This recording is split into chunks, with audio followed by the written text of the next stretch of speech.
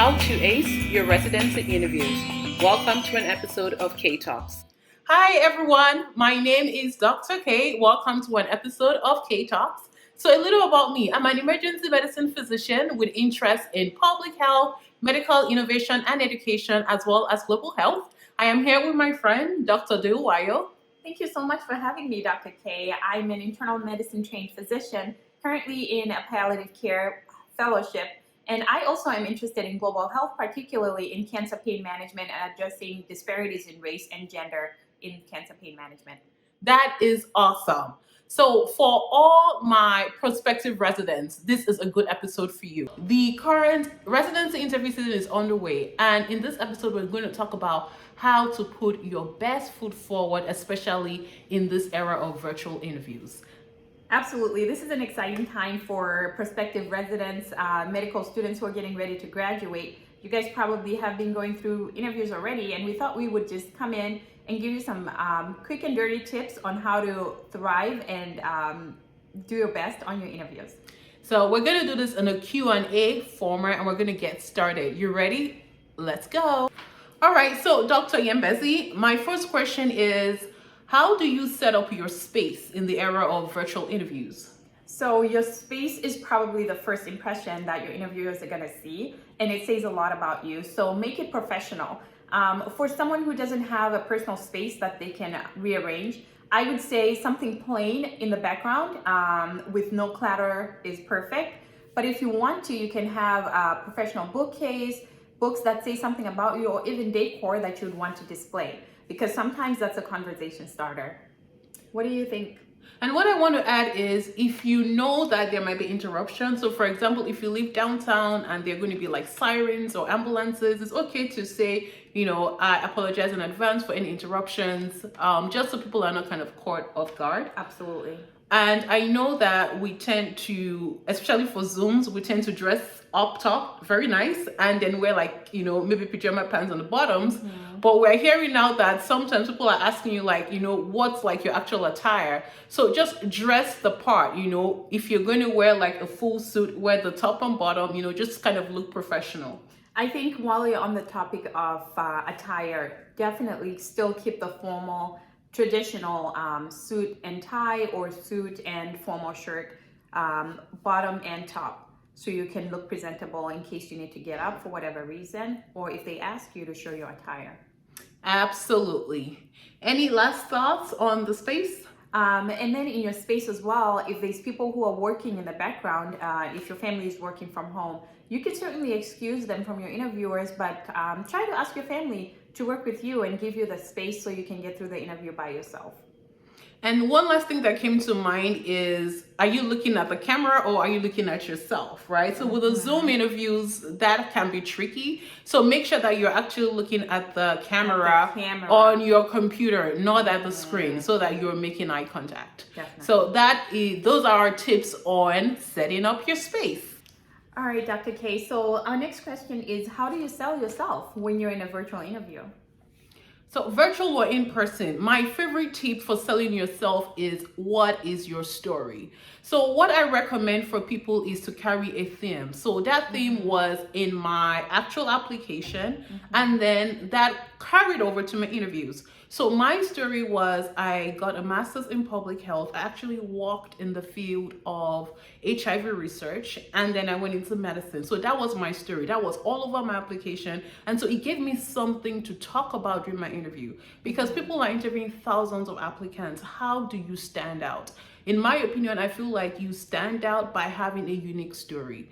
And everybody has a story. Even if nothing catastrophic or nothing super interesting you think has happened to you, you do have a story. So let that thing be what resonates, throughout your interview process, that people will like, oh, Dr. K, she was the one that did public health. Even though it's simple, you can still sell yourself with it. I would say, more from a different perspective, how to sell yourself is by actually knowing your interviewer. So when they ask you, tell me a little bit about yourself, give them your little elevator pitch, and then say, you know what, interestingly, I also worked in public health, and I've done some HIV research, which you have done, Dr. K, and I would be interested to hear how your research experience was. And then that kind of starts some natural conversation, and that person will remember you when they are thinking back to your interview experience with them. I love that. That is super amazing. Having that connection with your interviewer. Yeah. Perfect. Our next question is, how do you address perceived weaknesses on your application when asked about it? That's a great question. I think you don't want to dwell on the negative. What you want to do is acknowledge that you have a weakness. Say you failed a STEP exam or you took a year off for whatever reason. Acknowledge it and then get into how it turned into a positive thing. So unfortunately, I lost my uncle when I was in my second year of medical school, and that affected how I performed on the Step 2 exam. But I took a prep course, and then I ultimately ended up tutoring board prep courses. That was a positive that came out of that weakness. And I think that would speak to your character as a person who can persist through a weakness or a devastating moment in your training. So I also had a negative on my application. So I tried not to bring it up. If that's probably the best But thing. if they asked you? So somebody did ask me, and I would say it was awkward. Yeah. And in retrospect, I probably could have handled that differently. So what I would recommend is acknowledge that it happened. Try not to make excuses, but just be very factual, oh, that was a bad time for me. I know I did not do my best in that rotation. Very simple, keep it short. But like Dr. Nyembezi said, what was the positive that came out of it? And so what I said was, I acknowledged that I did not do my best on that rotation, but then I committed to studying, taking a second rotation and then doing, much better on that one. So the bottom line is to focus on the positive that came out of that little bump in the road for you. Absolutely. Next question for you, Dr. K, is how do you show interest to the program when you're stepping into the virtual interview? The key is to, make sure you are prepared and that people perceive you as prepared, right? So if you want to interview, for example, at my at University of Nebraska, look on their website. What are they known for? So that your questions are targeted. You're not necessarily asking questions that are already answered on their website, but you can say something like, oh, I noticed that you have XY amount in NIH funding. I am interested in, ultrasound, teaching, what does your program have to offer with that? So you want to show that you actually did some work. Absolutely. Now, another thing about showing interest is location. So if you're a student in Florida, let's say, and you're interviewing at the University of Omaha, and they say, what are you coming to do in Omaha when you're coming from Florida? And your family is in Omaha, you want to make it very clear from the start that you're interested in that location because you have a family commitment or your significant other is moving or some kind of tie to that area that speaks to your interest in that program. Absolutely. I think programs like to know that you have some kind of investment, with the program. Definitely. So our next question is, how do you tactfully address what you perceive as program weaknesses? I think the best way to be tactful about that, like let's say, oh, I noticed your program was under probation or your program was under review by the ACGME or whatever, the board. Can you tell me a little bit more about that? I think that's the best way. So they talk about that weakness in the program. I agree. I think being direct, not trying to beat about the bush and just, short and sweet, the same way you addressed your own perceived weaknesses on your application, being short and direct. For me, if I felt like, so going to a program that had a lot of diversity initiatives was important to me for residency. And so I used to review the website to look at the prior classes, to look at the composition, the racial and ethnic composition of the prior residents. And so if I felt like they didn't reflect on minorities, I would actually ask, I actually went through your website and I noticed that for the past 5 to 10 years, you didn't have many people of color. Do you mind sharing your thoughts on that and how your program is addressing that? So just really inviting them, I agree with you, inviting them to speak in a very short, direct, but non-judgmental manner, I think is key. Definitely. Our next question is, how do you determine that a program is a good fit for you? What kind of questions should you be asking? So you want to be prepared, actually. Before I answer your question, I just want to say and emphasize that you should have questions for your interviewer when they ask you, do you have any questions? Because that also adds to that element of showing interest to them. And then questions to ask are, what kind of research has been done traditionally by residents who graduated from the program? And did they collaborate with faculty within the department, outside of the department, or even outside of the institution? Also ask about funding for educational activities and travel opportunities. Ask about what benefits the residents will get, and you can simply ask that to the residents, or even if you want to faculty. There's a lot of different questions to ask, and then also you can ask about work-life balance and what the program believes. If you have a family, and even if you don't and you believe in your wellness, what the program is doing for that. Those are some kind of questions that come to mind right away for me.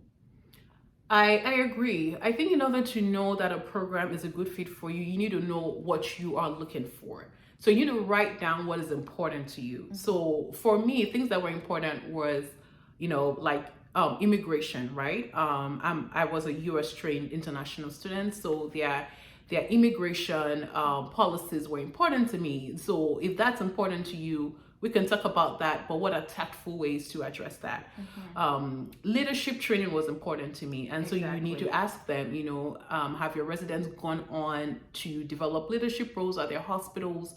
What kind of training do you have? Resident autonomy was important to me, and so you ask, are interns allowed to do procedures, or do you have to wait till your second year?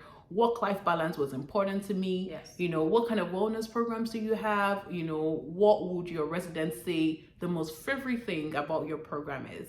So the key for me is you need to know yourself and what you're looking for. Not every program is going to be a good fit.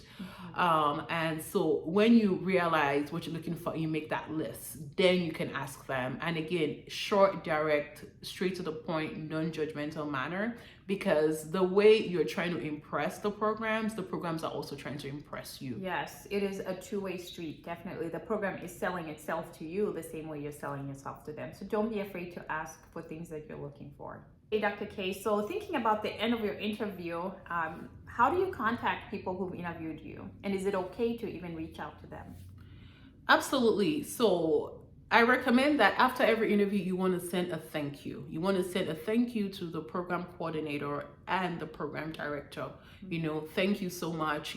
I had a great time at the program. If possible, say something specific that you enjoyed so that they know it's not just a generic copy and paste that you send to everybody, even though you might be. You want to personalize it a little bit. And then towards the end of the interview season, if you have like your top 3 programs that you'll be like, I think I really like them, it is okay to say, dear Dr. Nyembezi, I have a great interest in your program. I am, this program, I like it for 1, 2, 3, list your reasons. Some people may say, I'm going to rank your program number 1. If you're not going to rank that program number 1, do not say that, because you really don't get caught up, in that. So what I did was I never told any programs that I was going to rank them highly. I just said I have a very strong interest in your program because they align with my values. They align with what I'm looking for. But definitely, send each program a thank you, the day or the day after. Right. And then towards the end, you can, send strong letter of interest to your top programs. Definitely. And I think the turnaround for your thank you letter or email should be within 24 hours of your interview, because that says that you're a very organized person and you're thinking of thanking them during the time frame that they're still remembering you, because maybe the next day they have another interview. So you make an impression, you stay on their mind, and then when you're getting ready to rank, reach out to the programs that speak to your values and outline them, as Dr. K said. I think that will make you stand out as a candidate for the program. So those are all our questions for today. We hope that was helpful. We wish you the best this interview season, and let us know in the comments if you have any specific questions. Yeah, good luck, guys. Enjoy the interview season and go rock it. Yes, have fun with it. See you later. Bye.